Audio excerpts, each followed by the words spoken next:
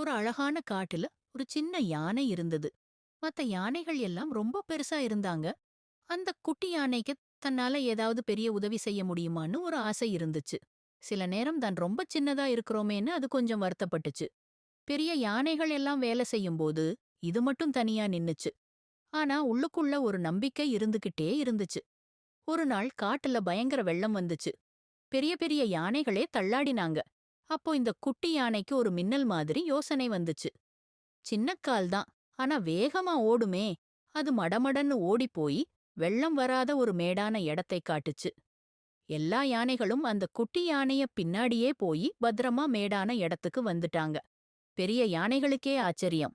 அன்னைக்குத்தான் தெரிஞ்சது, சின்ன உருவம் இருந்தாலும் தைரியம் இருந்தா எதையும் செய்யலாம்னு.